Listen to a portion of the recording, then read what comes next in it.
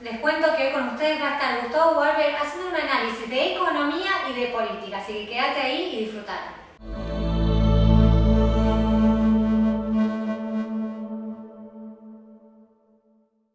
Terminó el balotaje y Macri ganó con sabor a poco, podríamos decir como la pelea de Mayweather con el tailandés.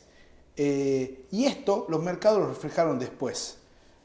Para saber qué es lo que pasó después, cómo reaccionaron los mercados, ¿sí? Hemos invitado a Gustavo Walber. ¿Qué tal, Gustavo? ¿Cómo te va? Gustavo recién llegado de su viaje a Alemania, donde fue invitado por la Fundación Naumann, ¿sí? Donde fue a hacer toda una investigación de cómo está la educación secundaria, y tuviste la posibilidad de juntarte tanto con profesionales del Ministerio de Educación como empresarios, ¿así es? Sí, empresarios, sindicalistas, políticos, todos los que tienen que ver con la educación secundaria. Sí, todo lo vinculado al sistema educativo. Ahora, a mí lo que me asombró de tu viaje, yo esperaba, te sigo en el Face, yo esperaba ver fotos, obviamente abrazó con el ministro de Educación, abrazó con el presidente de la Cámara de Empresarios, pero me tocó ver un hermoso plato de, no sé, unas salchichas con papa, vienesa, una jarra de cerveza y el ring. ¿Cómo es esto, Gustavo? Pero no fue una, fueron varias, digamos.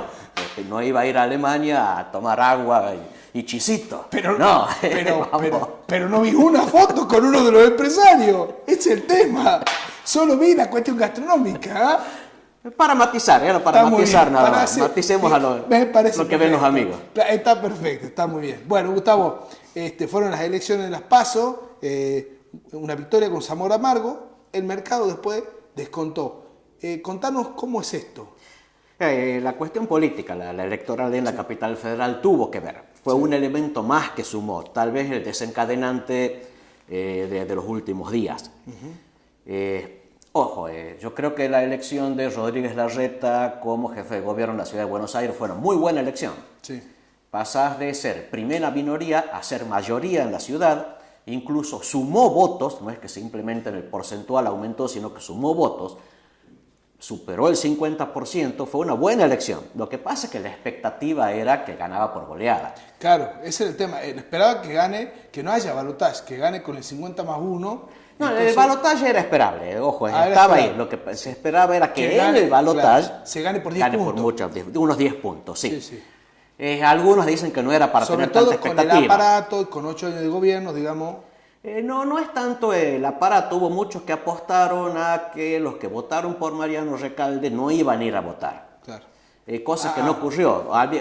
Por supuesto, con el diario del lunes uno puede contar otra historia. Exacto. Hubo otros que decían que fue una especulación equivocada. Tendrían que haber pensado que para debilitar la imagen de Macri, quienes votaron por Recalde iban a ir masivamente a votar por Lustó. Bueno, pasó esto, puede pasar. Pasó eso, seguro. En definitiva sí. Terminó pasando, pero claro, eso se escuchó después después de la elección. Lo que se levantaron fue hacer un voto castigo, digamos. No un voto castigo, fue un voto sabotaje. Bien, vamos a debilitarlo a Macri. Perfecto. Voto castigo no hubo. Si hubiera habido voto castigo, Rodríguez Larreta perdía. Claro. Y ahora, el short range, digamos, el análisis corto de la cuestión económica del impacto, ¿cómo lo viste? Bueno, creo que ahí el efecto ese de debilitarlo a Macri tuvo su impacto. Mucha gente sumó la duda sobre la cercanía entre Macri y Scioli para las PASO primero y las elecciones generales después. Perfecto. Ante la duda, mucha gente salió a buscar más dólares para cubrirse. Sí. A eso le tenés que sumar la amenaza de las acciones de la Secretaría de Inteligencia o Agencia Federal de Inteligencia. Que la Corte Suprema dijo No, muchacho. No, ese es el caso del contado con liqui. El contado con liqui. Contado con liqui es algo que tenían entre ojos los del gobierno. Sí. El contado con liqui consiste en comprar CDR, títulos representativos de acciones de la Bolsa de Nueva York, y vender en Nueva York. Compras en Buenos Aires una acción de Estados Unidos, la vendes en Estados Unidos. Obviamente, al vender en Estados Unidos, cobras dólares. Y eso va a una cuenta corriente, pero el 90% de eso iba para pagar a los sí, importadores, por importación, sí. El juego era, vos pagás en pesos en la bolsa en Buenos Aires, cobrás en dólares en la bolsa en Nueva York. Así es. Por supuesto, perdés con el cambio en cuanto a las diferencias de valor, pero seguís produciendo. Podés seguir produciendo, podés seguir importando. Ahora, a eso fue lo que la Corte planteó que, o sea, primero, en primera y segunda instancia plantearon que era legal, la Corte apoyó los fallos de primera y segunda instancia. ¿Puede ser que la Corte Suprema sepa más de economía que el Ministerio de Economía? Digamos, porque son lo que... Yo creo que más bien el Ministerio de Economía no sabe de derechos civiles. Claro. No sabe de los derechos de la gente. Claro. De eso es lo que se trata. Bien. Pero te decía, lo de la Agencia Federal de Inteligencia, ten en cuenta, hace poco salió la nueva doctrina de inteligencia nacional, que es la que habilitaría a esta agencia federal a investigar a agentes de la actividad económica. ¿Cómo? Para prevenir, digamos, bajo... Por el tema de los golpes de mercado. Claro. Cualquier cosa que entre dentro de golpe de mercado, que es un paraguas muy mal definido, así que ahí estaba el temor. Si cuando empiecen a hacer los operativos de inteligencia van a perseguir a los que compren dólares en el mercado negro, bueno, yo salgo a comprar dólares ahora. Yo no me imagino a un hombre de la City bancaria de traje, como un talibán, ¿sí? Con una mochila atrás y 40 kilos de TNT. No, pero bueno, es el mito económico de que la actividad económica voltea gobiernos. Sí. En parte sustentado en dos cosas que son ciertas. Bien. Una es lo que se conoce como voto económico. Es decir, tus actitudes como individuo para salvar tu patrimonio, tomando decisiones que van en contra de los deseos del gobierno. Por ejemplo, el gobierno lo que quiere es cubrir gastos, emite, te va a generar inflación. ¿Vos qué vas a hacer? Y vas a salir a comprar dólares para cubrirte. Sí. Y el gobierno no quiere que compres dólares. Bueno, lo lamento por el gobierno. Tomó una decisión equivocada. Vos respondiste correctamente. El otro caso es que sí es cierto que en otras épocas, sectores vinculados a actividades económicas ayudaban a sectores golpistas. En la época de Bujibor con... Ocurrió en todas las épocas. Contra Alfonsín. En todas las épocas del siglo XX. Pasó eso. No, prefiero no poner rótulos ni protagonistas, pero pasó en todas las épocas, incluyendo cuando sindicalistas peronistas contribuyeron al golpe de Estado contra Ilia. Así que no hay nadie que se salve. Pero eso pasa acá y en todo el mundo. En Estados Unidos también no pasa en todo el mundo. No pasa en todo el mundo. Ojo, cuando vos tenés gobiernos que se equivocan poco en lo económico, no digo que acierten siempre, pero se equivoquen poco, y tenés un sistema político transparente y competitivo, es muy raro que un sector económico pueda dar un golpe de Estado. Perfecto. No hay golpes económicos en Suiza, no los hay en Luxemburgo, no los hay en Inglaterra. Países serios, no importa el tamaño que tengan, no reciben golpes económicos. Entonces, sobre esos dos puntos, el voto económico y la coordinación que sí hubo en otras épocas entre sectores militares y sectores civiles, sobre esos dos puntos es que el gobierno levanta la bandera de la amenaza de investigación para que no le jueguen en contra los resultados económicos a la hora de las elecciones. ¿Cómo termina Kicillof el 10 de diciembre? Para cerrar el short lane. Ya, si vas a ver cómo termina en cuanto a perspectivas a futuro, termina muy mal. Si vamos a ver cómo termina de cara al corto plazo, y termina con recesión. Una inflación más baja que lo que había para la misma fecha el año pasado, pero inflación complicada en definitiva. Que vos tengas un 15% de inflación anual no es macana, y con una economía en recesión, o sea, no es un buen final.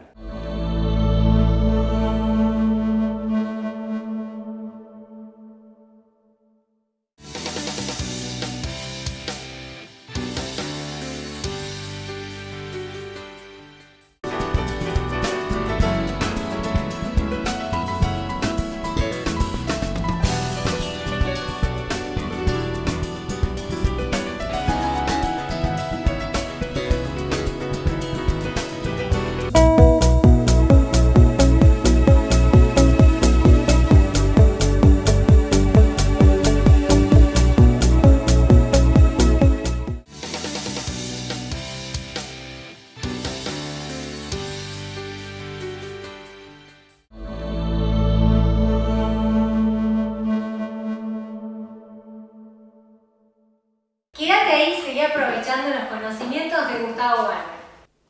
Bueno, Gustavo, siguiendo con el long range, o sea, el análisis a largo plazo, ¿qué pasa? Asuma el que gane el que gane como presidente después del 10 de diciembre. ¿Qué es lo que va a tener que hacer? ¿Con qué se va a encontrar y qué es lo que va a tener que hacer? Mira, vamos con lo que puede llegar a ser lo más acuciante. Fallo de la Organización Mundial de Comercio para evitar trabas a las importaciones. Ya hace meses que vienen saliendo posiciones, ya está en definitivo, el gobierno tiene que dejar de poner trabas a las importaciones. Lo que eso implica es que la demanda por dólares se va a hacer presente. Los dólares necesarios para pagar las importaciones. Lo va a complicar eso al gobierno, al que sea que esté gobernando, por la escasez de dólares que hay hoy en el país. Para ponerte una idea de qué hay de presiones y escasez, la disponibilidad de dólares que hoy tiene el Banco Central está rondando los 17.000 millones de dólares. Para comparar, hasta este año, sin tomar los valores de actualidad, hay 13.000 millones de dólares de giros de utilidades de empresas que no han salido al exterior por el cepo cambiario. O sea, son 4.000 millones de dólares que en realidad tiene físico el gobierno. El resto es deuda A. No, tiene físico 17.000. Está bien. Tiene físico 17.000. Está bien. Pero sobre eso... que sean del banco es otra historia. El neto que tiene hoy disponible son 17.000. Está bien. O sea, lo que te declara el Banco Central es un valor mucho más alto. Restarle el swap de China, restarle los encajes de los depósitos en dólares. Papeles, claro. Disponibilidad 17.000 millones. Sobre eso vas a tener reclamo de 13.000 millones. Seguro. Más varias decenas más de miles de millones por las importaciones. O sea que el que llegue va a tener que buscar dólares. Va a tener que buscar dólares. ¿Cómo lo va a hacer? Una buena salida sería dejar de trabar las exportaciones. Bajar la retención a las exportaciones, dejar de ponerle trabas a la salida de cereales, dejar de ponerle trabas a la salida de carne.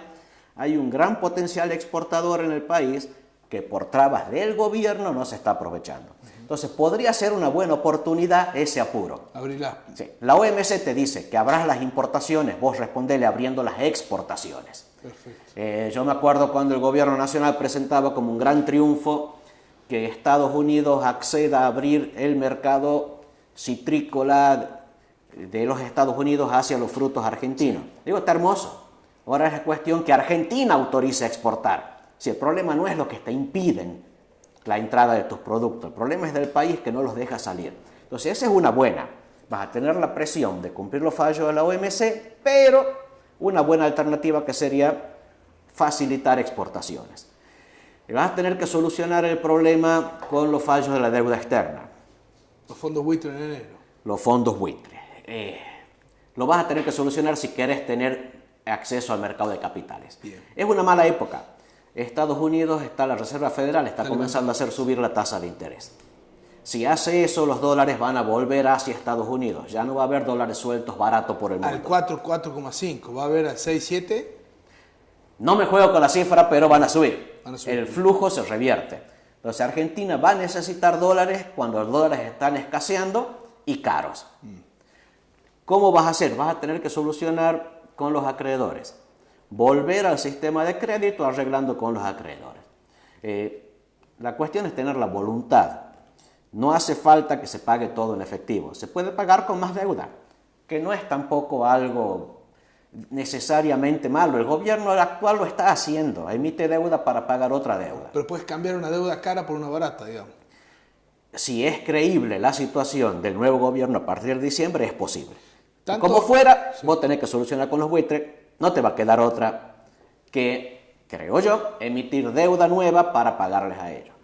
Les tenés que pagar algún valor en efectivo, págale más en bonos. Cuando ellos liquidan los bonos en el mercado, se quedan con el efectivo. Eso sería la vía. 13.000 millones que tenés de los retenes de los exportadores más los Me Too son 11.000 millones, ahí tenés 24.000 millones. A ver, Scioli o Macri, el que llegue para ir al desarrollismo, va a necesitar mínimamente 50.000 millones. Y sí, pero al bueno. 6 al 7, para que entre en el mercado al 12 al 13. Tenés que arreglar con el mundo, no te queda otra. No te queda otra. Eso por allá obviamente tiene que ir de otro lado internamente. Vos tenés que bajar la inflación. Mientras mantengas la inflación, va a ser, cualquier precio del dólar que tengas va a ir quedando atrasado. De modo que atacar con seriedad la inflación es un camino que te sirve. Por un lado, para aliviar los problemas de la población, pero por otro lado te sirve para evitar presión en el mercado del dólar.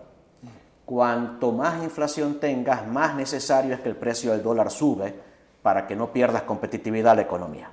Pero si vos reducís la inflación, es menor la presión por cualquier devaluación.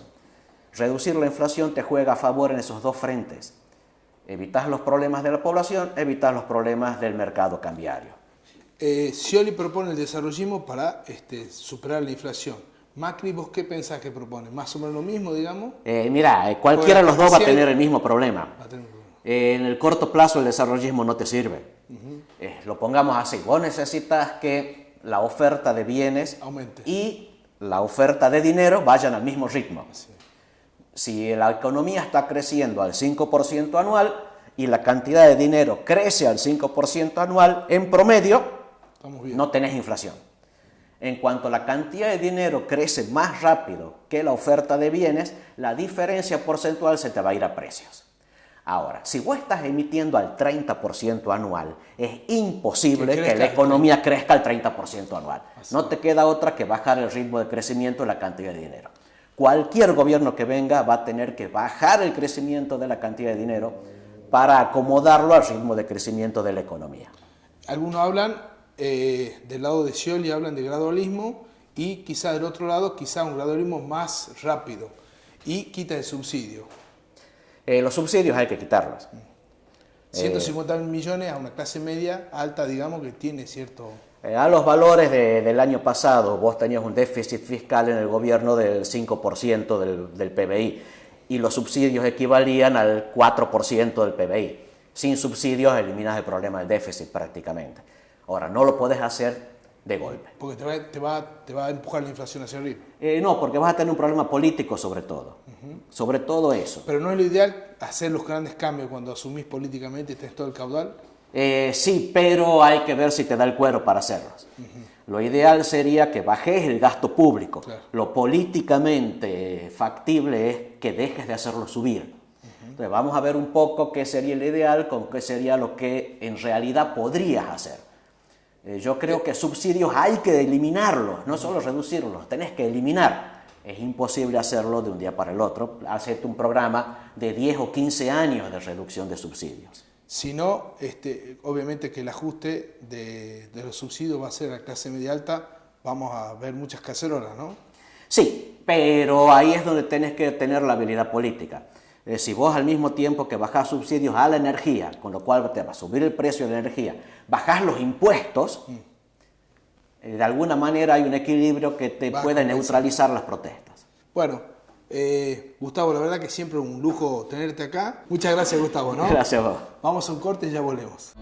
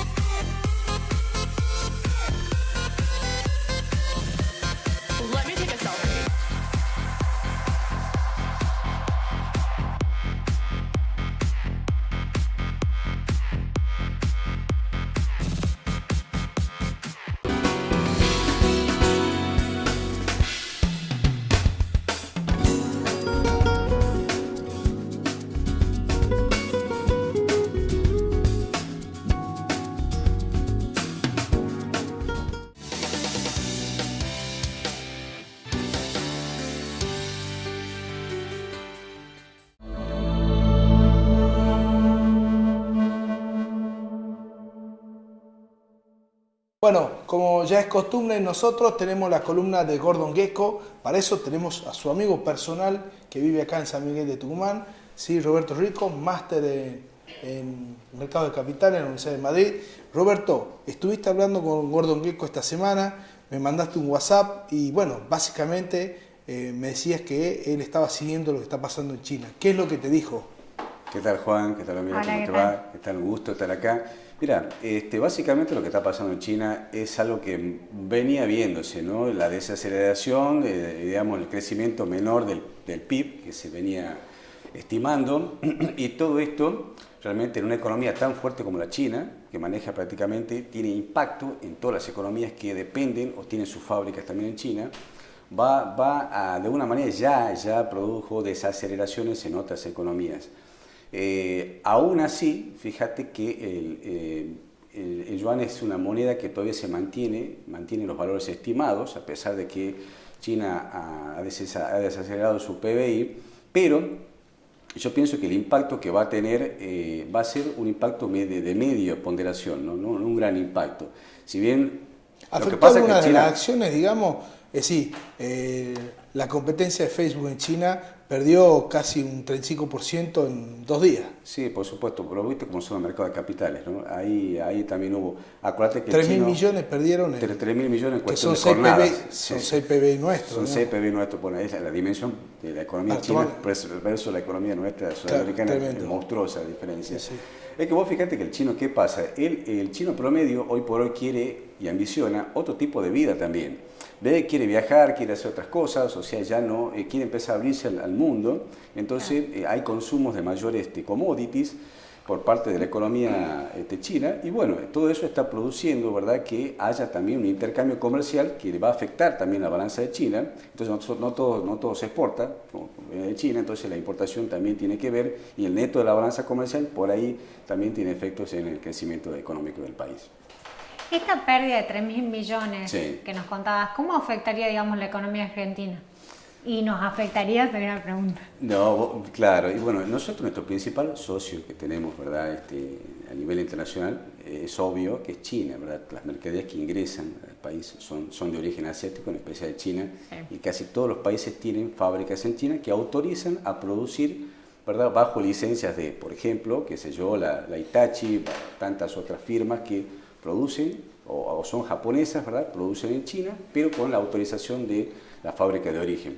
Y sí, va a producirlo porque claro, al tener ese impacto de 3.000 millones, un impacto bastante significativo, y claro que va a impactar en nuestra economía. El principal socio que tenemos en Asia es China. Si hay una disminución de tal magnitud, por supuesto que va a impactar en nuestra economía. Yo pienso que sí. Aparte nosotros tenemos un tema con las importación y exportación. Nosotros hoy por hoy tenemos escasez de dólares, que es el gran problema que está atravesando por hoy la economía. Entonces, ¿qué ocurre? Si nosotros limitamos también el ingreso de mercaderías, porque el principal que sale a pagar es el Banco Central, a través de los dólares, la producción, las ventas de todas las empresas que están radicadas acá, seguramente va a haber sus ventas en disminución. Sí. Muchas mercaderías están paradas en aduana, ¿verdad?, a la espera pasan meses enteros y ojo, pagan impuestos, ¿verdad?, y pagan moras y demás intereses por tener el barco parado. Depósitos y todo en las mercaderías, ¿no? Como vos decías, Juan, la cuestión de Facebook es una empresa que, vos fíjate que está en la tecnológica Nasdaq, una de las bolsas de Estados Unidos. Es una empresa que entró valuándose en $20 la acción al principio, subió casi el doble en un par de días y tuvo una época negra de 5 o 6 meses en donde la acción fluctuó entre 20 y $30, ¿verdad? Hasta buscaron migrarla al Facebook, a otra de las bolsas, ¿verdad?, de Estados Unidos, sacarla del Nasdaq. Sí. Pero la espera realmente tuvo dio buenos resultados. Tuvo buenos resultados, fíjate que por hoy tuvo un lanzamiento así, después hizo así y ahora despacito está recuperando. Está recuperando, está en $76 promedio, ¿verdad? Y subiendo, ¿verdad? Es uno de los boom que está ocurriendo en Estados Unidos, las tecnológicas. Amazon, por ejemplo, hoy en la jornada, trepó casi un 13% intradiario. Que venía cayendo Amazon, ¿no? Claro, pero vos fíjate que un 13% en la bolsa de Estados Unidos es muchísimo. En un solo día no ocurre como acá, o sea, que puede fluctuar de esa manera. En Estados Unidos un 13% es bastante significativo el impacto que va a tener. Entonces, volviendo al tema de Facebook, sí, claro que va a tener impacto de semejante magnitud de dinero en lo que sería Facebook con respecto a las empresas que tienen relación con China. Roberto, desde ya siempre muy clarito, en concreto. Gordon Gekko, ¿sigue tomando martini? ¿O sí. mutó al vino, al champán? No, sigue tomando martini, sí. Bueno, una de las cosas que conocemos. Pero ya está de moda eso, decirle, ¿no? Sí. En tu próximo llamado, ¿ah? Sí, ponele que cambie, no sé, pruebe vodka con speed, alguna cosa nueva. Claro, sí. Champán con hasta speed. Un mojito Campari, podría ser Campari, claro. Negroni, Claro, ¿ah? sí, bueno, totalmente. Che, muchas gracias por tu columna, Roberto. Muchas gracias, Fantástico. muy claro. Saluda a Gordon Gekko y Gracias, Anda. estamos esperando el pasaje. Claro.